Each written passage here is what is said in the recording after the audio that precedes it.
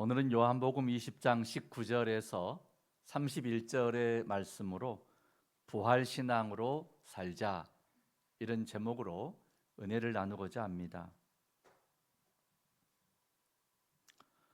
복음서를 보면 예수님께서 능력으로 말씀 전하실 때 병든 자가 일어나는 그런 기적의 사건들이 계속됩니다. 수많은 사람들이 모여들었지요. 걷지 못한 자가 일어서고 맹인이 눈을 뜨고 심지어 죽은 자가 살아나는 역사들이 있었습니다. 제자들도 예수님을 따라다닐 때 너무나 신나고 보람되고 기뻤을 것입니다. 한마디로 제자들은 예수님 공생의 3년을 따라다닐 때 매우 활기찬 그런 신앙생활을 했습니다. 그런데 3년 마지막에 예수님 십자가에 달려 돌아가시고 나니 그의 삶이 달라졌습니다. 십자가에 죽으시고 사흘 만에 부활하셨지만 여전히 세상은 제자들을 위협합니다. 예수 믿는 사람들을 잡아다가 가두고 죽이려고 위협합니다. 제자들은 생명의 위협을 느꼈고 근심과 시리에 빠졌습니다. 두려움에 떨게 됩니다. 오늘 본문은 부활의 주님께서 이런 제자들을 찾아오셔서 하신 말씀이 오늘 본문의 내용입니다. 주님이 맨 처음 하신 말씀은 너희에게 평강이 있을지어다. 26절에 그 첫 말씀이 그거예요. 평강이 있을지어다. 부활하신 예수님을 만난 제자들은 이때부터 다시 신앙생활을 회복하기 시작합니다. 생동하는 신앙생활이 회복되는 거죠. 성령 충만한 은혜를 체험하고 담대하게 복음 전하는 사도들이 됩니다. 오늘에도 우리의 신앙생활을 돌아보면 언제나 신앙이 위를 향해서 올라가기만 하지 않습니다. 신앙이 오히려 떨어지기도 하고 내려가기도 하고 식어질 때도 있다 하는 것이죠. 시편 55편의 시는 다윗의 시인데 다윗의 부르짖는 기도 내용입니다. 다윗이 마음이 심히 아프고 사망의 위험이 밀어닥치는 위기를 만난 것입니다. 두려움과 떨림이 계속됩니다. 이때 이렇게 기도로 탄식합니다. 시편 55편 5절과 6절의 말씀 우리 같이 봉독할까요? 두려움과 떨림이 내게 이르고 공포가 나를 덮었도다. 나는 말하기를 만일 내게 비둘기같이 날개가 있다면 날아가서 편히 쉬리로다. 아멘. 이렇게 다윗이 울부짖으며 기도합니다. 지금 공포가 나를 뒤엎고 사망의 위협이 나를 찾아오고 나는 두려움 속에 탄식하며 지냅니다. 내가 만약 비둘기처럼 날개 있으면 저 멀리 날아가고 싶습니다. 편히 쉬고 싶습니다. 이런 마음인 거죠. 이때 하나님께서 다윗에게 주시는 응답이 있습니다. 시편 55편 22절의 말씀입니다. 봉독하시죠. 내 짐을 여호와께 맡기라. 그가 너를 붙드시고 의인의 요동함을 영영히 허락하지 아니하시리로다. 아멘. 하나님을 믿는 성도가 삶의 위협과 고통 속에서 울부짖어 기도하면 하나님께서 들어주십니다. 그리고 붙들어 주십니다. 어느 시대나 성도는 하나님의 말씀을 통해 위로를 얻고 새 힘을 얻는 것이죠. 오늘 우리도 부활하신 주님을 만난 제자들과 하나님의 은혜를 입었던 다윗처럼 이런 은혜를 입으시기를 주의 이름으로 축원합니다. 여러분 가운데 마음이 심히 슬프고 아픈 분이 계십니까? 사망이 내 삶 가까이 다가왔구나, 이렇게 참으로 암담한 분이 계십니까? 삶의 두려움과 떨림 속에서 탄식하고 계신 분이 계십니까? 오늘 말씀을 통해 큰 위로와 용기 얻으시기 바랍니다. 내 짐을 여호와께 맡기라. 그가 너를 붙드시고 의인의 요동함을 영영히 허락하지 아니하시리로다. 아멘. 너희에게 평강이 있을지어다. 주님의 말씀이죠. 이처럼 하나님의 말씀이 우리의 삶을 붙들어주고 새 힘도 줍니다. 활기차고 생동하는 부활신앙으로 살기 위해서 우리는 주의 말씀을 의지해야 하죠. 오늘은 이런 은혜를 나누려고 합니다. 첫째로, 받은 은혜와 기쁨을 베풀고 살아야 합니다. 우리 한번 따라 하실까요? 받은 은혜와 기쁨을 베풀고 살자. 마가복음의 마지막 장인 16장에 막달라 마리아 이야기가 시작되거든요. 7 귀신 들렸다가 치유를 받았던 여인이 막달라 마리아죠. 주님의 부활을 맨 처음 목격한 여인입니다. 이 여인이 불안에 떨고 다락방에 숨어있는 제자들을 찾아가서 복음의 기쁜 소식을 이 여인이 전합니다. 교회 맨 처음 나오면 성도들과 제가 질문해 보거든요. 교회에 나오시니까 마음에 어떤 변화가 있어요? 대부분 이렇게 말씀하십니다. 나도 모르게 평안합니다. 어린아이가 엄마 품에 안기면 평안하듯이 우리는 하나님 품에서 평안을 얻는 것입니다. 주의 복음이 전파되어지는 곳에 천국의 평안이 임하는 거죠. 우리는 이 평안의 복음을 이웃에게 전해야 할 줄로 믿습니다. 왜냐하면 사람을 살리는 생명의 복음이기 때문입니다. 그래서 처음 받았던 그 은혜, 감격, 이런 은총을 나만 품고 나만 구원받는 게 아니고 이웃에게도 알려주고 베풀고 전해야 할 줄로 믿습니다. 내가 받은 은혜를 이웃에게 나누면 놀랍게도 내 믿음이 성장합니다. 내 믿음이 더 단단해지고 성장하게 돼요. 신앙의 기쁨은 나누면 나눌수록 커지기 때문입니다. 이스라엘 팔레스타인에는 2개의 바다가 있거든요. 첫째는 갈릴리 바다인데요. 바다라고 부르지만 사실은 호수입니다. 민물이죠. 근데 바다라고 불러요, 이 사람들이. 갈릴리 호수는 저 위쪽에 헐몬산이라는 만년설이 있는 높은 산에서 항상 신선한 물이 흘러서 그 호수로 들어옵니다. 그리고 그 강 낮은 쪽에 하류 쪽으로 해서 요단강 물을 흘려보내서 사해로 흘려보냅니다. 항상 새로운 신선한 물이 들어오지만 또 동시에 물을 흘려보내는 이 갈릴리 호수는 수많은 물고기가 살고 주변에 오렌지라든지 포도라든지 이 과일과 채소가 잘 자라는 아주 풍성한 경작지들이 많이 있습니다. 생명의 호수인 거죠. 두 번째는 요단강 하류에 이어져 있는 사해 바다입니다. 사해 바다는 지리적으로 지중해 바다보다 무려 430m나 깊이 있습니다. 너무 낮아서 한 번 그곳에 물이 들어오면 밖으로 나갈 수가 없어요. 430m나 깊은 위치에 있기 때문에 물은 증발만 합니다. 그러다 보니까 염해, 소금바다라는 뜻이죠. 사회, 죽음의 바다라고 부릅니다. 물고기는 살 수 없고요. 주변에도 마찬가지로 경작하는 가수원이나 채소밭은 없습니다. 이처럼 오늘 우리도 받은 은혜를 나만 가지고 있으면 사해가 된다는 것입니다. 받은 은혜를 베풀고 나눌 때 갈릴리 호수처럼 생명력이 넘치게 될 줄로 믿습니다. 목회 간증입니다. 제가 칠량에서 목회할 때 농번기 타가서 했던 기억이 항상 새롭거든요. 너무 재밌었어요.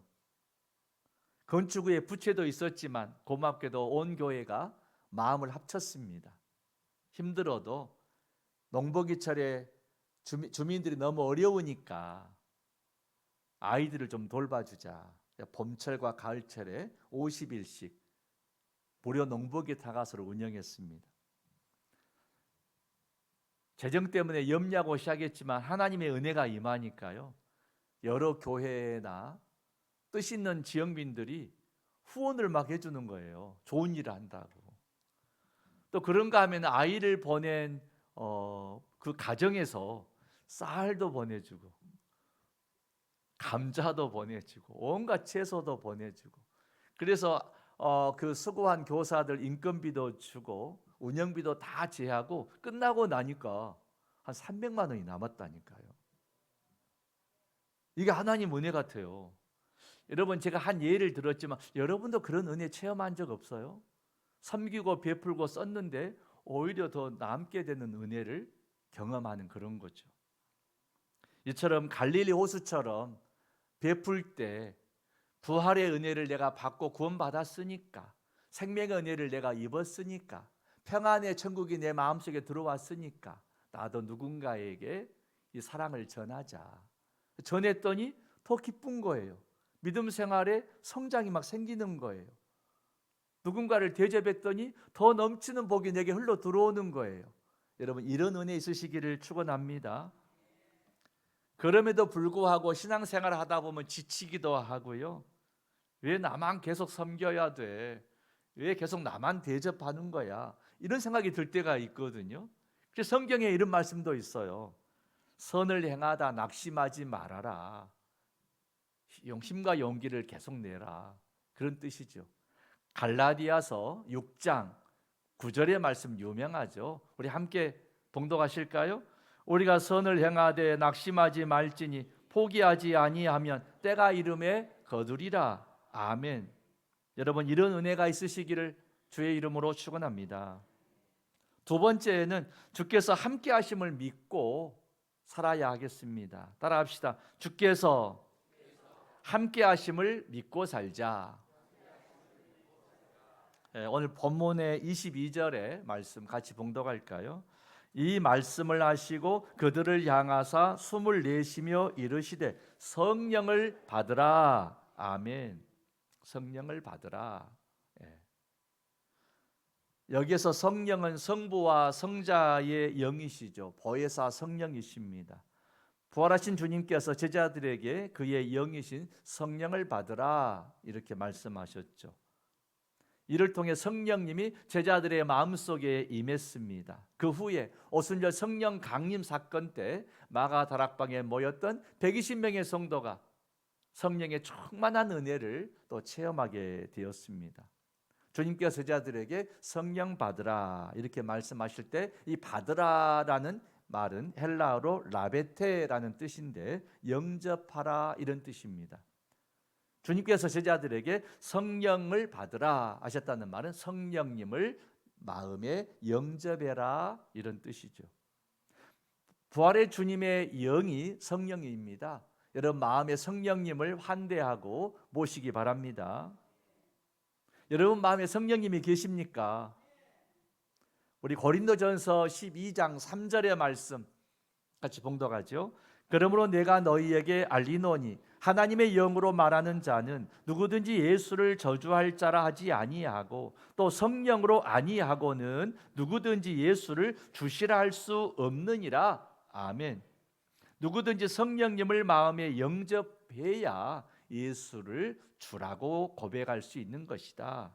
이 말은 내가 예수를 주로 고백하고 있습니다, 믿습니다, 이 말을 하는 것은 내 안에 누가 계신다는 뜻이에요. 성령님이 계신다 그런 뜻이죠. 우리나라의 잘못된 신앙의 하나가 방언받아야만 성령 받았다 이런 오해가 있어요. 방언도 필요하지만 성령의 은사의 하나인 거죠. 어떤 분은 방언을, 어떤 분은 믿음의 은사를, 가르치는 은사, 섬기는 은사, 많은 성령의 은사가 여러분 심령에 다 있는 줄로 믿습니다. 그러므로 예수를 내가 주로 담대하게 고백하고 있다면 나는 이미 내 안에 성령님이 계시는구나 이걸 믿으시기 바랍니다. 베드로가 이런 고백했죠. 주는 그리스도시요 살아계신 하나님의 아들이십니다. 얼마나 유명한 고백입니까? 이때 주님이 그랬잖아요. 바요나 시몬아, 네가 이것을 알게 하신 것은 성령님이 도와주신 것이다. 아버지가 도와주신 거래요. 할렐루야. 바로 내 안에 이런 담대한 고백이 성령 충만한 은혜와 함께 항상 있기를 바랍니다. 그런데 오늘 본문에 보니까 더 많은 의심이 많았어요. 예수님을 눈으로 직접 보고 내 손으로 못자국 난 손바닥과 창자국 난 그 옆구리를 만져보고야 믿겠다 이랬잖아요. 그때 부활하신 주님이 도마야 내 손으로 나를 만져보아라 이렇게 말씀하시잖아요. 그 후에 유명한 말씀이 있죠. 본문에 29절 주님의 말씀 봉독합시다. 예수께서 이르시되 너는 나를 본고로 믿느냐 보지 못하고 믿는 자들은 복되도다 하시니라. 아멘. 31절도 같이 봉독할까요? 31절. 오직 이것을 기록함은 너희로 예수께서 하나님의 아들 그리스도이심을 믿게 하려 함이요 또 너희로 믿고 그 이름을 힘입어 생명을 얻게 하려 함이니라. 아멘. 우리가 마음에 성령님을 모시면 도마처럼 의심하지 않게 됩니다. 담대하게 부활할 주님을 믿고 그 주님과 동행하는 삶을 살게 되죠. 그래서 부활의 주님과 동행하는 사람은 생명의 풍성함을 이렇게 누리게 되는 것입니다.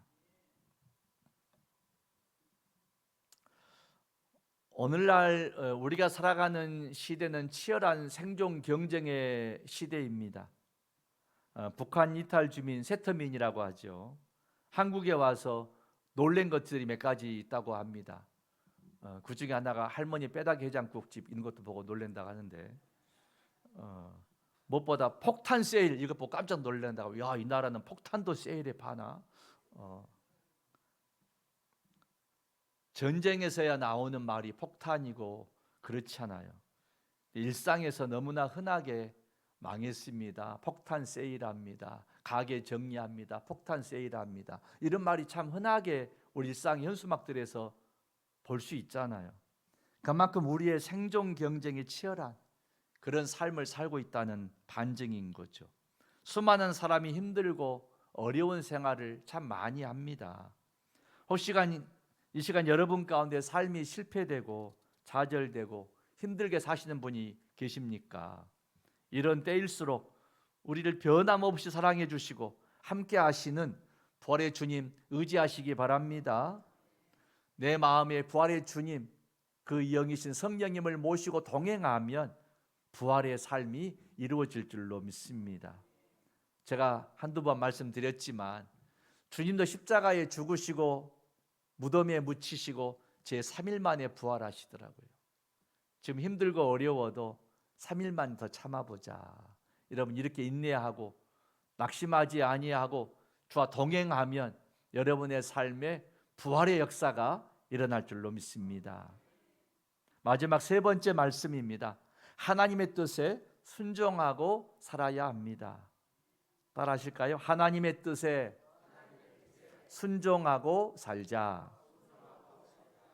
본문의 21절 봉독하시죠. 예수께서 또 이르시되 너희에게 평강이 있을지어다. 아버지께서 나를 보내신 것 같이 나도 너희를 보내노라. 아멘.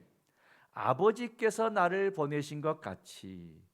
여러분 이 말씀은요 복음서의 중심 주제예요. 매우 중요한 말씀이에요. 아버지께서 세상에 나를 보내셨다. 예수님이 이 땅에 오신 목적은 하나님 아버지께서 세상에 보내셨는데 왜 보내요? 온 세상을 구원하라고. 온 세상을 구원하라고 사명을 주어서 보내셨다는 겁니다. 하나님의 구원의 뜻을 이루기 위해서 주님은 오셨죠. 예수님의 모든 사역은 온 세상을 구원하시기 위한 구원 사역입니다. 십자가에서 끝까지 순종하심으로 구원 사역을 완성하셨죠. 예수님께서 병든 자를 치유하시고 죽은 자를 살리시고 죄인들의 죄를 사해 주시는 그 모든 일들의 배경에는 아버지께서 이러한 일을 하라고 나를 보냈다. 그 말씀인 거죠. 이처럼 이제 부활의 주님께서 제자들에게 이 말을 하는 거예요. 아버지께서 나를 세상에 구원하라고 보낸 것처럼 이제 내가 너희에게 말한다. 너희도 세상 가운데 나가서 복음을 전해라. 구원의 소식을 전해라. 천국을 전해라. 이 사명을 준 거죠. 우리는 이 주님의 말씀에 순종해야 할 줄로 믿습니다. 주님께서 십자가에서 다 이루었다 하시기까지 순종하신 것처럼 우리도 생명 다하는 그날까지 주님 뜻에 순종하며 살아가십시다. 이렇게 제자들이 주의 말씀에 순종하고 복음 들고 나가는 곳마다 놀라운 부활의 역사들이 일어났죠. 우리나라도 언더우드 아펜셀러 1885년에 복음 들고 들어왔는데 우리나라에 놀라운 일들이 일어났잖아요. 부활의 역사가 일어난 거죠. 여러분, 부활의 역사, 부활의 복음을 전하는 곳마다 일어날 줄로 믿습니다. 본문의 23절 말씀, 23절 봉독합시다. 시작. 너희가 누구의 죄든지 사하면 사하여질 것이요 누구의 죄든지 그대로 두면 그대로 있으리라 하시니라. 아멘. 예수님의 사역에 놀라운 일들이 일어납니다. 제자들이 부활신앙을 가지고 성령 받아 가는 곳마다 역사들이 일어났습니다. 2000년 동안에 놀라운 일들이 일어났습니다. 병든 자가 치유되고 죽은 자가 살아나고 죄인이 복음을 듣고 구원받는 역사들이 일어났습니다. 십자가와 부활의 복음이 전해지는 곳마다 혼돈과 공허와 흑암의 권세는 사라지고 부활의 빛, 생명의 빛이 비춰서 새 역사들이 일어났습니다. 하나님의 뜻에 순종하며 살아간 성도들은 생동하는 부활의 삶을 누리며 살게 됩니다. 내 삶은 살아도 주님의 것이요 죽어도 주님의 것이라는 부활신앙으로 진리 가운데 자유함을 누리며 독수리처럼 담대하게 살아가는 거죠. 사랑하는 성도 여러분, 시대가 힘들고 어려울수록 더욱 부활신앙으로 살아가야 하겠습니다. 어떻게 살아야 됩니까? 베풀고 살고 주님과 동행하고 살고 주의 뜻에 순종하고 살아야 할 줄로 믿습니다. 부활의 주님께서 주시는 평강이 여러분과 항상 함께 하시기를 축원합니다. 살아계신 아버지 하나님, 두려움에 갇혀 다락방에 숨어있던 제자들 가운데 찾아오셔서 평안을 주신 것처럼 오늘 우리들에게도 찾아오셔서 우리 심령에 천국의 평안을 허락하여 주시옵소서. 의심 많던 도마에게 믿음을 회복시켜 주신 것처럼 우리들도 믿음이 회복하게 하여 주시옵시고 부활의 주님을 인격적으로 만남으로 의심을 넘어 확신이 있는 믿음으로 살게 하여 주옵소서. 보지 않고도 믿는 자가 복이 있다는 말씀을 붙들고 부활의 신앙으로 승리하며 살아가는 우리 모두가 되게 하여 주시옵소서. 예수님 이름으로 기도 올리옵나이다. 아멘.